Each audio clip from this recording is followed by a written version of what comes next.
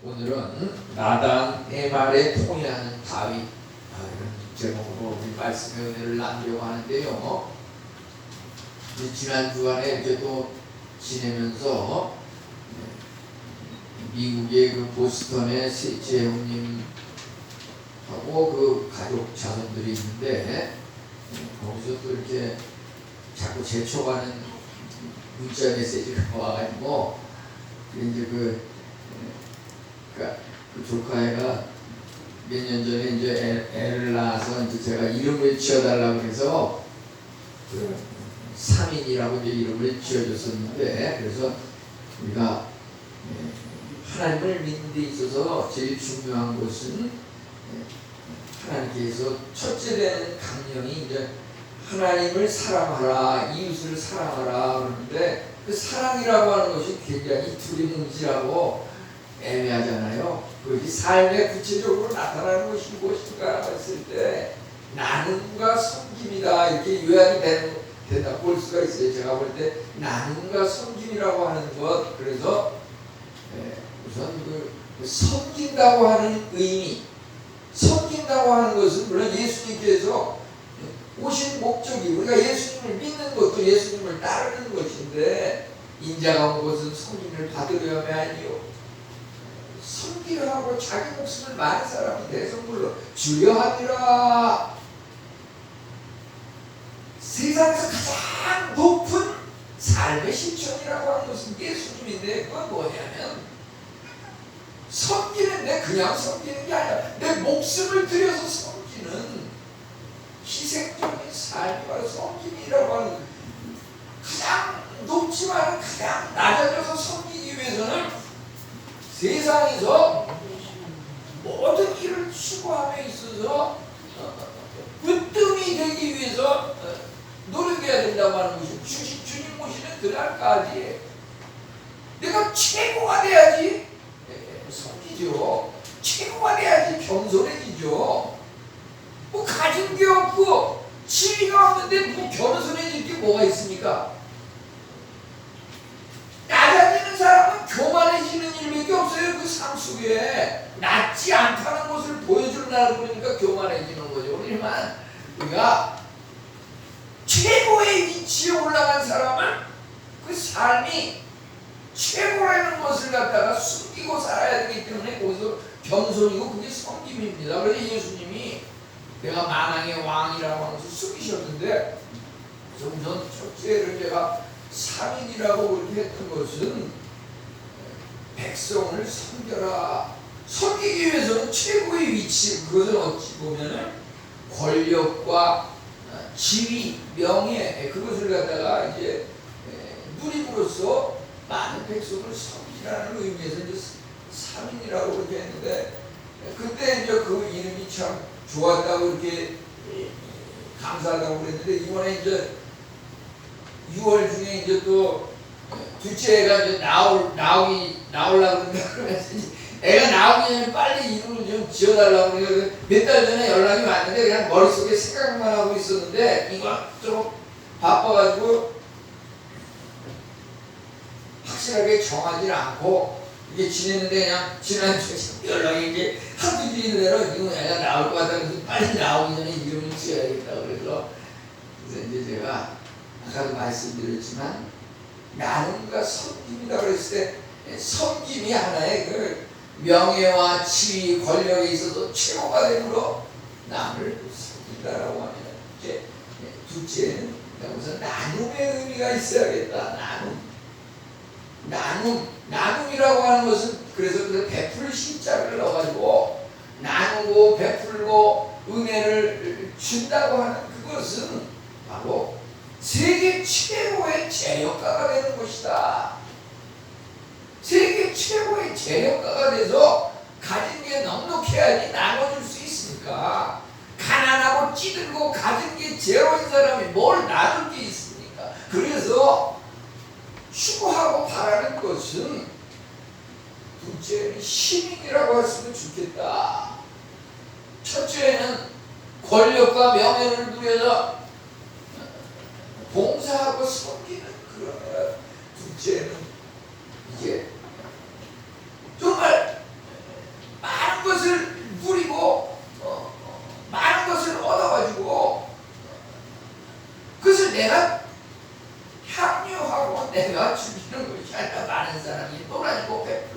그런 삶을 살았으면 좋겠다. 그래서 제가 시민이라고 이렇게 했으면 좋겠다고 이제 답장을 했는데요.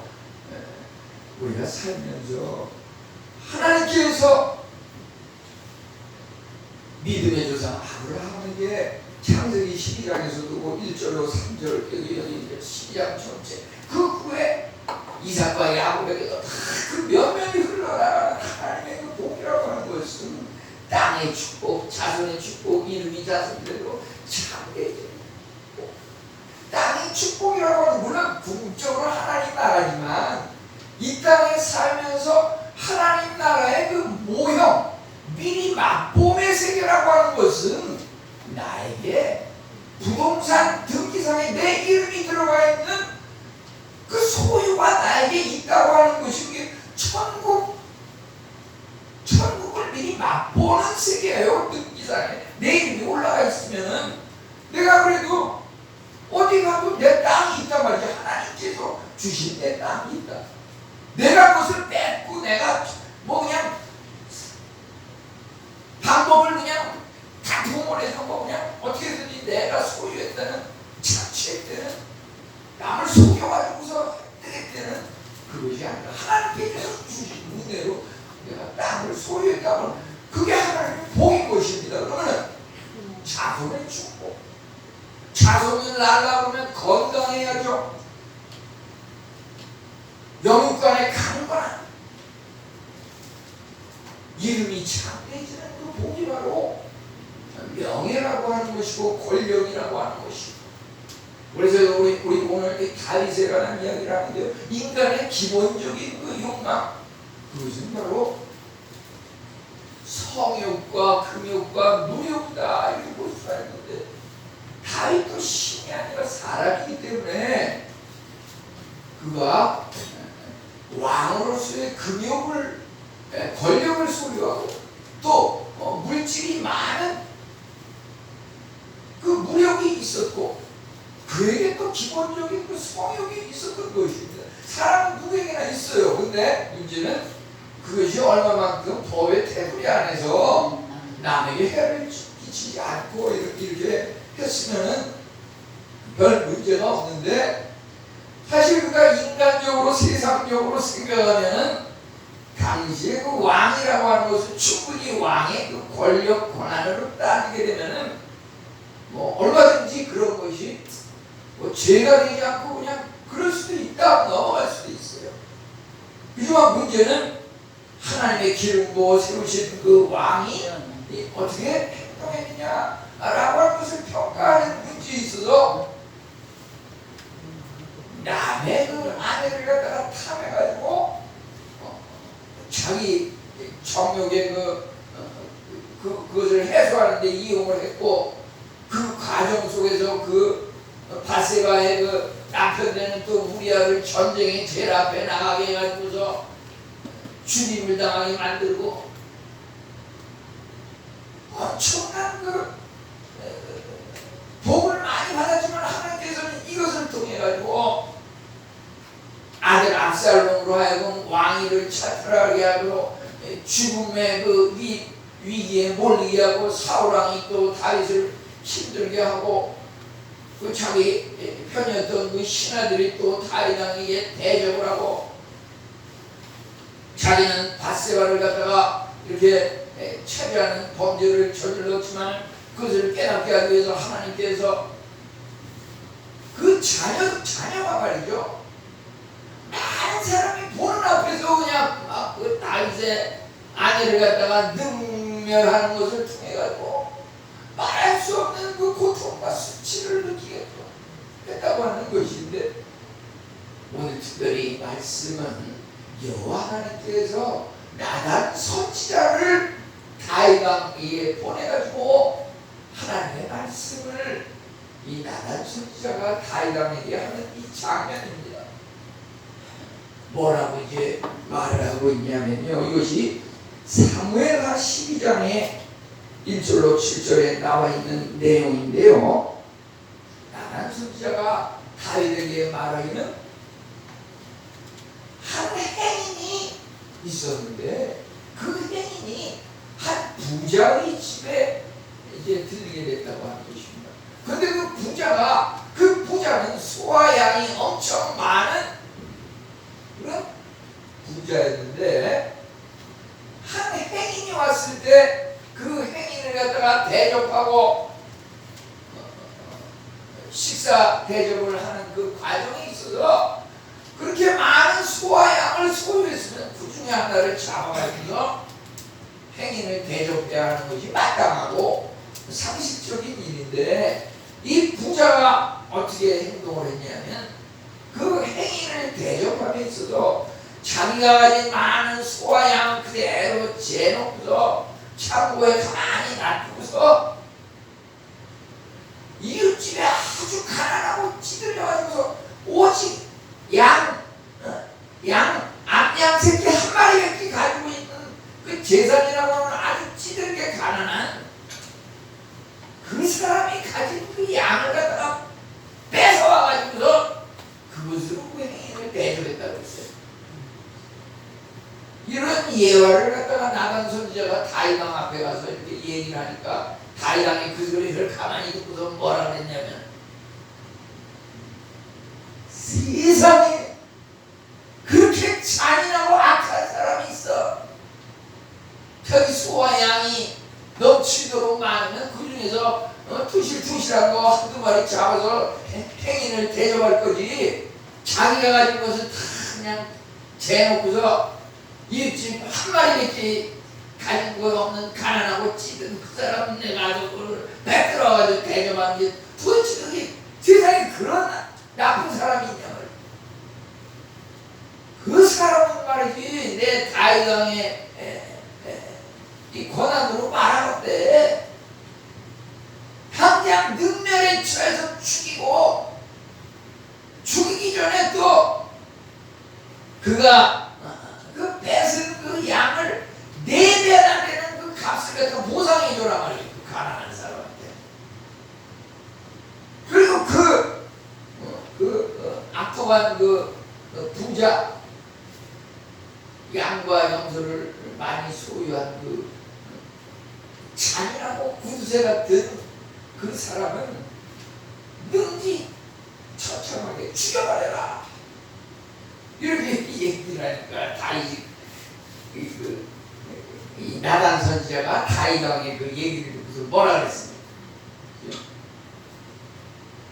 당신이 그 사람이라. 지금 다윗왕이 우리아의 아내 바세바를 성범죄해가지고서 착취한 그 행위가 말하자면은 자기는 왕으로서 아내도 있고 집안이가 넉넉하고 하나님께서 복을 주실 만큼 넘치도록 주셨는데 그것을 만족하지 못하고 평범하게 살고 있는 그 다복한 그 가정의 아내와 그 남편까지 그냥 전부 죽여버리고 그것을 갖다가 그 아내를 차지했다는 그 다윗의가 얼마나 잘못된 것인지 나단 선지자는 지금 저에게는 그런 기회가 별로 오지도 않지만은 교회가 커지고 이제 사람 이름이 유명해지고 그러면은 무슨 국가 조찬 기도회다 또 무슨 종교 행사가 있으면은 이름 있는 방송이나 이런 데 많이 출연하는 그런 사람이 가가지고서 거기서 예배를 드리면 하나님께서 함께 하셔서 복을 주셔서 나라가 융성해지고 이 여권이 아주 잘 이렇게 정치를 임기까지 잘하게 해주세요. 뭐 이런 식으로 하지. 거기 가가지고서 당신 서민 그 삶을 위해서 하는 일이 뭐야? 이렇게 해서 대통령이 제대로 나오는 거야? 이런 말 하는 사람은 아직 못 들었어요. 그런 목사님이 있다는 것을 아직 못 들었어요. 저한테 그 앞에 가서 얘기할 기회가 없어가지고 그런 말을 못했는데 저에게 그런 기회가 쉽지 않겠지만 주어지면 그런 말 하려고 해요. 이 나단 선지자가 다윗 앞에 가서 이렇게 이런 말을 갖다가 이실 짓고 하는 이런 그 선지자 선지자가 정말 훌륭하거니와 다윗 왕이 또 그 말을 이 선지자의 그 죄를 갖다가 날카롭게 지적하는 거에 대해서 어떻게 반응을 했는가. 나단 선지자가 다윗 왕에게 당신이 그 사람이라고 하니 당신이 바로 그 가난한 사람을 죽이고 다 뺏기는 다 당신 다윗이 바로 그 사람이야.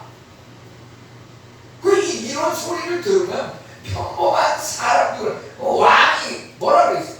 네가 감히 왕 앞에서 이런 식으로 해? 아마 그 선지자를 당장 감옥에 가두라고 그랬을 거예요. 근데 다윗은 그렇지 않고 어떻게 그 나단 선지자의 말을 듣고서 나의 잘못을 지적해 주니 감사합니다. 선지자 나단 선지자. 나단 선지자의 말대로 나의 죄를 내가 죄인이라는 것을 깨달았습니다. 하나님 앞에 용서를 구합니다. 이 시편 51편이 1절부터 19절까지 나오는데 그 내용이 전부 다윗 왕이 하나님 앞에 자기가 그 밧세바 우리아의 아들 밧세바를 성범죄한 그 자신의 잘못에 대해서 회개하고 있는 그 내용이 지금 우리가 읽은 오늘 본 말씀인 것입니다. 다윗 왕이 왜 훌륭하냐면 인간이기 때문에 죄를 지은 것은 똑같아요. 저도 뭐 그것을 일일이 말하면 한두 끝도 없고 시간이 부족해서 오늘은 야외도 있고 그래서 그런 거 생략하려고 그러는데요. 뭐 다윗 상대도 안 되고 뭐 사도 바울 상대도 안 되고 저는 그보다 더 많은 죄를 지어서 시간이 부족한데 여기서 다윗의 그 훌륭한 점은 뭐냐면 죄를 지은 것은 우리랑 엎이서 할지라도 문제는 그것을 지적당했을 때 나단 선지자가 하나님의 말씀을 전달하면서 지적을 했을 때 아이고 잘못했습니다. 그냥 잘못했다 그러는 게 아니에요. 나의 죄를 씻어주소서. 이 시편 51편에 보면 말이요 1절부터 이렇게 쭉 이제 13절, 14절, 19절 나오는데 그것을 들었을 때 말이죠 다윗 왕이 하나님 앞에 기도하는데 나의 죄를 용서해 주십시오. 나의 죄악을 회개합니다. 내 죄를 말갛게 씻어주세요. 나의 죄를 용서해 주세요. 나의 죄, 내 죄, 나의 모든 죄악을 용서해 주세요. 이걸 무려 이걸 8번이나 내 죄, 나의 죄, 나의 죄악, 내 죄. 우리 기도라고 하는 건 말이죠. 우리 5가지 있는데 말이죠. 하나님 감사합니다. 죄 용서해 주세요. 간구합니다.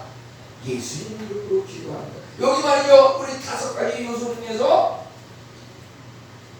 죄 용서해 주세요. 그거를 할 때 말이죠. 기도를 할 때 나의 죄 잘못된 것을 하나님 앞에 고백해야 되는 것. 그게 기도입니다. 그 기도하면서 나의 죄는 생각 안 하고 나를 지적한 나단 선지자 도대체 그 사람이 뭘 안다고 감히 내 앞에 와서 이런 잘못을 지적합니까? 하나님 저 거만하기 짝이 없는 나단 선지자 어떻게 할까요? 감옥에 가둘까요? 말까요? 그걸 하나님 앞에 물어보고 그러는 거지. 남의 죄, 우리 하나님 말씀이라고 하는 것은 은혜가 되면 될수록 그게 나에 대해서 말하는 거라는 깨달음이 있어야 되고 하나님 앞에 나의 죄를 말씀에 비춰보고 이것은 정말 나의 죄에 대해서 말하는 거구나. 그게 은혜 받는 사람의 깨달음인 것입니다. 그 말씀이 하나님 앞에 은혜가 될수록 또 말씀의 제대로 전달될수록 나단 선지자가 다윗 왕에게 그 얘기를 하면서 전달한 그 설교 말씀에 말하자면 그것을 받으면서 이 선지자가 왜 나에 대해서 얘기하나?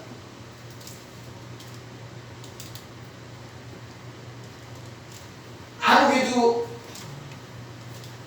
문제가 있고 저 사람도 문제가 있고 왜 나만 가지고 자꾸 그러나? 그게 아니에요. 그 말씀이라고 하는 것은 나에 대한 말씀이고 내 죄를 깨닫게 하시고 그럴수록 그것이 은혜의 말씀이고 또 받는 사람도 내가 은혜를 받았다는 그 증거인 것입니다. 우리가 하나님 앞에 첫 번째 감사합니다. 다음에 죄 용서해 주세요. 우리 죄 용서를 구하는데 거기서 보게 되면은 이제 이 나의 죄를 씻어 주소서 하나님 앞에 이제 기도하게 되는데요. 우리가 하나님 앞에 기도할 때는 아니죠. 하나님의 자비를 구합니다. 인자하신 하나님, 은혜로우신 하나님, 죄를 용서하신 하나님, 나의 죄를 용서하시옵소서. 나의 죄를 씻어주소서. 우리 단순히 이게 완전한 기도는 아니라고 하는 것입니다. 죄 용서를 기도한다는 의미는 내 잘못을 깨닫고 하나님 앞에 고백하는 그것이 전부가 아니에요. 보다 중요한 핵심이 있습니다. 그것은 뭐냐면 하나님께서 내가 하나님 앞에 내 죄를 고백하면 하나님이 그것을 들어서 틀림없이 용서해 주신다. 그 확신을 가지고 그 믿음을 가지고 하나님 앞에 아뢰는 그게 죄 용서의 기도인 것입니다. 그러니까 우리가 기도라고 하는 것은 죄 용서를 위해서 기도했다고 하는 것은 하나님 앞에 죄를 지어서 잘못했다고 하는 그것만이 기도가 아니라 그 기도의 출발이 있어요. 출발. 그 출발은 뭐냐면 하나님은 내 기도를 들으시고 응답하시는 분이다. 내가 지금 이 시간부터 5분, 10분, 15분, 30분 기도를 하는데 내 입이 말이죠. 엄청난 효과를 지닌 거예요. 내가 하나님 앞에 어떻게 기도하냐에 따라서 우리 삶 속의 대화도 마찬가지예요. 내가 사람 앞에 뭐라고 얘기하냐 하는 그것이 말이죠. 무슨 어린이라 그래서 애들이니까 몰라서 아직 사회 경험이 없어서 그럴 수도 있지 뭐. 그게 아니에요. 우리는 자녀의 그 말 한마디 한마디도 말이죠. 때가 되면 다 깨달아서 알게 되지요. 그게 아니에요. 그게 아니에요. 예를 들어서 엘리야 선지자의 그 2배의 성령을 받은 그 엘리사가 말이죠. 이렇게 지나가는데 어린이들이 그것을 딱 보니까 성경에 나온 걸 보고서 이제 엘리사의 그 외모를 갖다가 이렇게 상상하게 되는데 그 어린이들이 엘리사 선지자를 보고서 뭐라 그랬어요? 대머리야, 대머리야.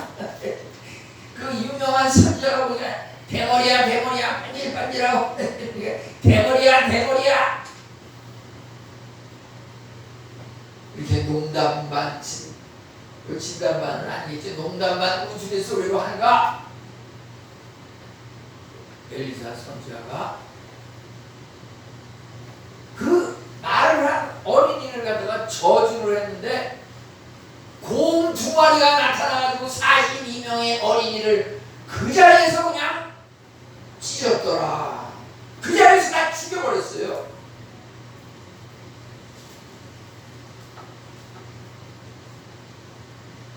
우리 말 한마디 할 때 정말 사랑과 일할까 화평하고 옳았잖아. 절제 이런 것을 생활하는 것이 굉장히 중요한데 그 다음에 이제 우리 오늘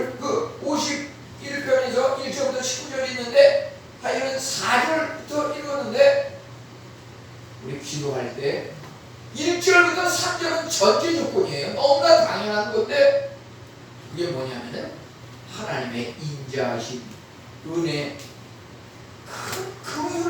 그 세 가지를 구하는 것이 1절부터 3절에 나와 있는데요. 인자라고 하는 것이 바로 무슨 말이냐면은 하나님의 그 언약, 하나님과 인간 사이의 언약 관계로서 그 헤세드의 그 사랑과 인애, 때로는 그것이 긍휼, 자비라고 번역되기도 하는데 그 인자라고 하는 것은 하나님이 우리를 끝까지 돌보시고 약속하신 것을 현재 이루어진 것도 있지만 앞으로 계속해서 하나님께서 그 약속하신 것이기 때문에 그 약속의 말씀을 이루어 가신다. 한 점 땅에 떨어지는 것 없이 그대로 이행하신다고 하는 그것이 바로 하나님의 약속, 구약과 신약 그 약속인데, 기도할 때 내가 하나님 앞에 기도하는 것은 그대로 이루어지는 것이 당연한 것이기 때문에 우리 기도할 때 말이죠, 무슨 나와 대적 관계에 있는, 경쟁 관계에 있는 그 사람이 어떻게 잘못되게 해주세요, 내가 잘 그 자리를 차지하고 잘 되게 해주세요, 뭐 이런 식으로 기도하면 안 됩니다. 그것은 만약에 그 사람에게 갈 복이 나에게 돌아오는 것이 아니라 그 사람에게 갈 저주가 나에게 돌아올 수 있는 겁니다. 누군가에 대해서 저주를 하거나 심판을 하는 그런 기도를 하게 되면, 그러면 저는 우리가 기도를 할 때 말이죠, 하나님 이 죄인을 용서해 주세요, 그걸로는 충분하지 않다고 하는 것은 무슨 말이냐면, 내가 죄를 고백하면 틀림없이 다 용서해 주시고 깨끗게 하시는 하나님, 그 하나님의 약속의 말씀, 그 인자하심의 힘이고 하나님 앞에 간구합니다. 내가 드리는 그 기도라고 하는 것은 지금까지 삶을 통해서 우리 퍼센테이지로 말하자면 몇 프로의 그 응답이 있다고 평가할 수 있을까요? 각자 내가 기도하니까 기도한 내용의 50% 정도는 뭐 들어주는 것 같다, 하나님께서. 어떤 사람은 그냥 기도하고 신앙생활 열심히 하는데 하는 일마다 도대체 되는 게 없고 매일 그냥 아프고 쑤시고 여러 가지 뭐 재정 문제, 자녀 문제, 건강 문제, 도대체 되는 게 없고, 나 같은 경우는 내 기도와 소원에 뭐 한 10% 정도 들을까 말까 이렇게 생각하면서 신앙생활을 하는 사람도 있을 겁니다. 저는 몇 년 전에도 요거 비슷한 말을 얘기했지만 그때는 한 300% 정도 하나님께서 들어준다, 내가 기도하는 것에. 나는 하나님 앞에 쉽게 이야기하기 위해서 하나님 100원이 필요합니다, 100원을 주십시오라고 해서 하나님께서 300% 들어준다는 것은 300원을 준다는 얘기인데, 지금 세월이 좀 1, 2년 또 지났잖아요. 지금 오늘 이 시간에 여러분에게 말씀드리고 싶은 것은 성경 말씀의 근거에서 얘기하는, 제가 무슨 개인의 생각과 경험을 얘기하는 게 아니에요. 우리가 입으로 하나님 앞에 드리는 그 기도의 말이라고 하는 것은 최소 500% 이상은 들어주신다.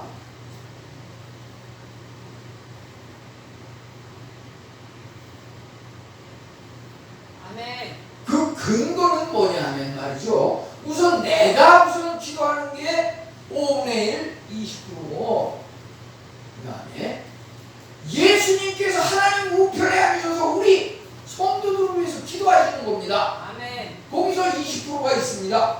성령님께서 말할 수 없는 탄식으로 우리를 위하여 계속 기도하십니다. 아멘. 여기서 20%가 있습니다. 이제 또 하나는 뭐냐면 중보기도라고 하는 것. 나는 기도하는 거 안 하는 거 관계없이 내가 소속해 있는 공동체, 그곳에 교육자, 지도자, 안수집사님, 권사님, 집사님 계십니다. 아침마다 와서 새벽 재단 쌓으면서 복사 잘 되게 해주세요.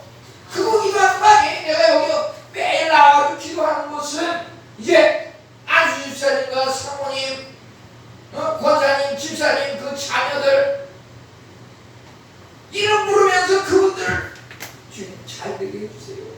아멘. 이 중보기도 그게 이제 20% 들어가니까 이제 400%고요. 마지막은 또 뭐냐면 내 가족,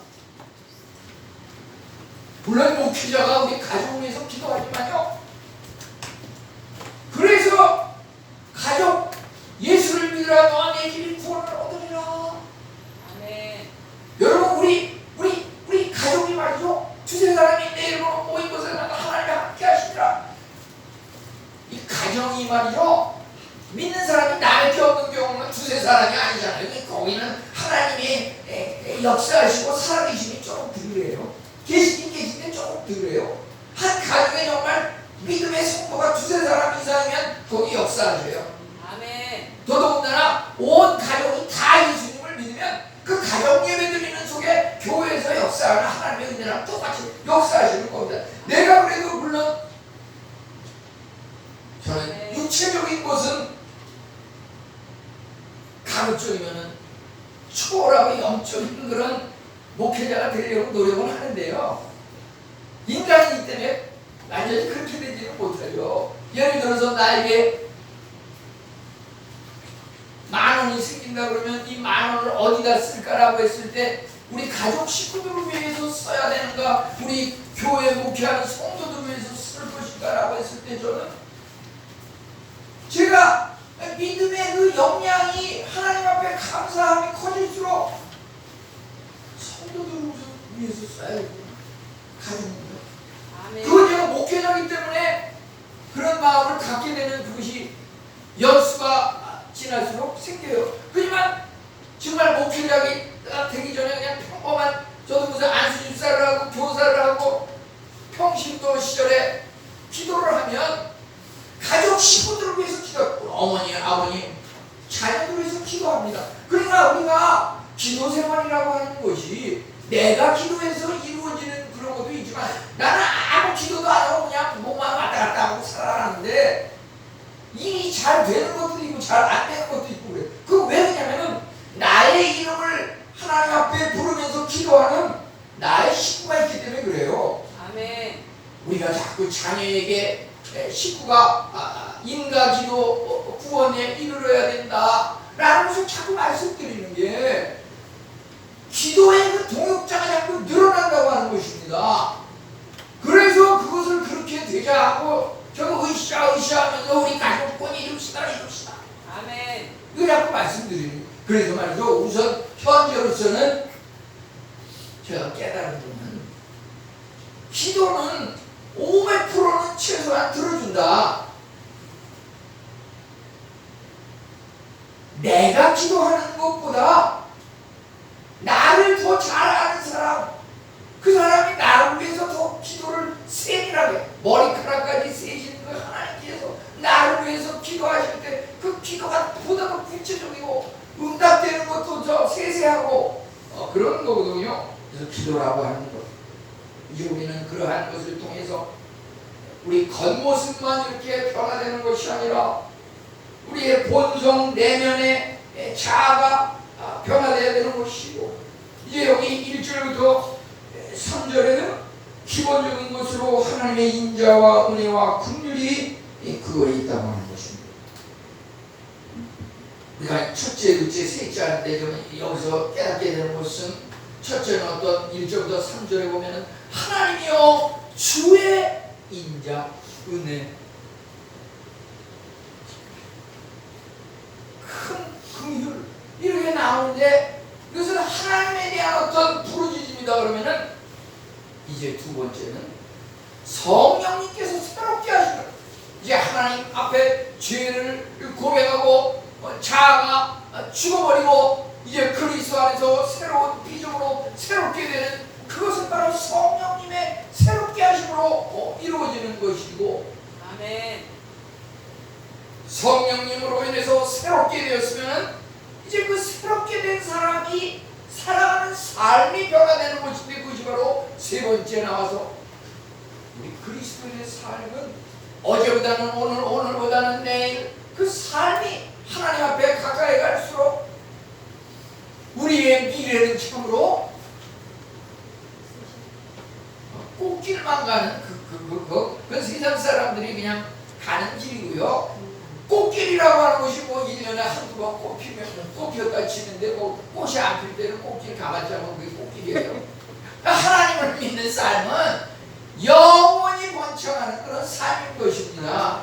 그래서 우리는 그 미래라고 하는 것이 어제보다는 오늘보다는 내일이 더 복된 삶인데, 그것은 바로 예수 그리스도의 십자가 보혈을 통해서 우리가 도저히 하나님 앞에 갈 수 없는 이러한 그것을 갖다가 십자가를 믿는다고 하는 것은 바로 예수님께서 십자가에 못 박혀 돌아가실 때 어떠한 일이 일어났습니까? 예수님께서 돌아가실 때 누가복음 23장 45절에 보면은 휘장이 찢어졌다고 해요. 휘장이 찢어졌다고 하는 것은 이제 도저히 구약시대에는 제사장만 1년에 한 번 들어갈 수 있는 그 하나님 앞에 그 지성소의 그 자리에 말이죠, 예수님의 십자가 보혈의 은혜를 통해서 우리가 하나님 앞에 도저히 도달할 수 없는 그 휘장이 찢어짐으로 말미암아 우리가 직접 하나님과 교통할 수 있게 된 거예요. 우리 율법이라고 하는 것은 예수님의 십자가가 실현되기 전에 율법은 우리에게 이거 해라, 이거 하지 말라 하고 순종하면 복주고 하지 않고 거역하면 저주하고 심판이 이른다. 결국은 죄를 깨닫게 하고 모든 것에 내 죄 때문에 괴로움과 고통과 나를 갖다가 그 죄라고 하는 것, 죄책감이라고 하는 건 자꾸 나를 가릅니다. 그래서 그 삶이 평탄하지 않아요. 늘 그냥 지치고 뭔가 그냥 쫓기는 듯하고 뭐에 갇힌 듯하고, 이제 복음으로 와가지고 신약시대에 예수 그리스도의 십자가 보혈의 그 십자가와 부활의 그 복음의 진리를 깨달으면 그 휘장이 찢어져서 없어졌기 때문에 나의 모든 죄책감, 죄악이 말이죠, 이제 그 구름 안개가 거쳐서 날이 맑아졌듯이 싹 없어져 버린 거야. 그렇지. 이제 한 아들이 어머니 앞에 와가지고서 성경 말씀을 읽어보니까 내 죄가 지워졌나이다. 죄가 지워졌다. 죄가 없어졌다고 하는 말이 무슨 말입니까? 소년 아들이 어머니에게 물어보니까 어머니가 이제 그 아들한테 네가 어제 칠판에다 뭐 글을 쓴 것 같은데 그 칠판을 한번 가져와 봐라. 가져왔을 때 어머니가 그 칠판에 아이가 쓴 글을 갖다 다 지워버렸어요. 지우개로. 그래가지고 그 아들한테 그 어머니가 아들 가지고 칠판을 보여주면서 너 어제 뭐 여기다가 뭐 쓴 것 같은데 뭐라고 썼니? 칠판을 보여주면 그 어머니가 뭐 다 지워버린 것을 보여주니까 이상하게 내가 어쩌네 분명히 썼는데 이게 어디 갔지? 예수님께서 우리 죄를 대신에 십자가에 박혀 돌아가시고 하나님의 우리 죄를 용서해 주신다고 하는 그 의미는 바로 이 칠판에 써있는 이 내용들이 다 지워져서 없어졌다고 하는 것인데, 내가 구원을 받았다고 하는 그 증거는 가장 확실한 첫 번째인 것은 뭐냐면 죄를 용서한다고 하는 의미가 죄 용서. 죄를 고백함으로써 십자가 보혈의 은혜로 죄를 용서함 받는 것인데, 죄를 용서함 받았다고 하는 것은 뭐냐면은 내가 정결케 됨에 대한 확신뿐만 아니라 다른 사람을 용서할 수 있는, 그것이 내 죄의 사함을 받고 용서함 받았다는 증거거든요. 예를 들어서 내가 누군가의 그 관계에 있어서 꽁한 해결되지 않은 문제 5년, 10년, 20년이 가도 그 십수년 전의 이야기를 자꾸 꺼내면서 들먹이면서 그걸 아직 용서하지 못한 것은 그 사람의 죄 문제가 아니라 나의 죄가 아직 하나님 앞에서 해결되지 않은 부분이 있기 때문에 이제 그러한 현상이 일어나는데요. 우리 인간에게 의존을 해가지고 인정을 받으려고 하고 내가 인간에게 뭘 자꾸 약 1시간, 2시간 이야기를 주고받으면서 나의 타당성을 알려가지고 상대방을 설득시키고 그거 전부 시간 낭비고 그런 일 하지 마세요. 왜냐하면 사람은 대화 중에 아무리 용서한다 그래도 그 자리에서는 물론 용서하지만 그 용서해준 사람의 그 죄에 대한 게 말이죠. 말로는 용서했다 그러지만 늘 그 안에 그것이 잔재가 남아있어요. 저 사람이 몇 년 전에 어렸을 때 이만저만한 잘못을 했었는데 아직까지도 그 잘못의 그 잔재가 남아있겠지. 조상들이 그러더니 그 자녀들도 어쩔 수 없구나. 붕어빵이 달리 붕어빵이 아니고 그것을 보니까 알겠구나. 우리 인간 간의 대화라든지 용서라고 하는 그래서 우리는 사람의 용서를 구하고 사람에게 뭘 인정받으려고 그러고 그것이 필요하지만 우선적인 것은 뭐냐면 하나님과의 관계에 있어서 죄를 용서받고 해결해야 된다는 말씀인데 하나님의 그 죄 용서함이라고 하는 것은 우리 인간의 죄 용서하고 다르다고 합니다. 하나님은 그 죄를 용서하실 때 과거의 것을 자꾸 들먹이지 않으시고 용서하셨다 그랬을 때 완전히 용서하시고 그것을 기억하지도 않으신다고 하는 것입니다.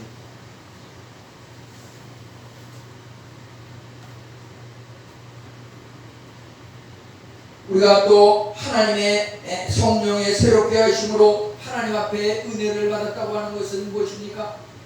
우리가 하나님 앞에 은혜를 받았다고 하는 그 의미는 뭐냐면 은혜를 받았다고 하는 의미는 내가 은혜를 받았는지 안 받았는지 뭘 어떻게 아는가 굉장히 부럽지 않는 이야기 같은데 은혜를 받았다고 하는 말은 무슨 말이냐면 내가 하나님 앞에 드린다는 말입니다. 우리 은혜를 받았다고 하는 것을 무슨 하나님 앞에 뭘 이렇게 받는 걸로 끝나는 그 은혜 받은 게 아니에요. 은혜를 받았다고 하는 말은 하나님 앞에 드린다는 의미입니다. 무슨 말이냐면 예를 들어서 내가 하나님으로부터 찬양을 잘할 수 있는 은혜를 받았다. 그럼 그 받은 걸로 끝나는 그 은혜 받은 게 아니에요. 은혜를 받았다고 하는 것은 내가 하나님 앞에 찬양을 잘할 수 있는 은혜를 받았다고 하는 것은 하나님을 찬양하는 그 찬양으로 하나님 앞에 영광을 돌려 드리는 그것이 은혜 받은 겁니다.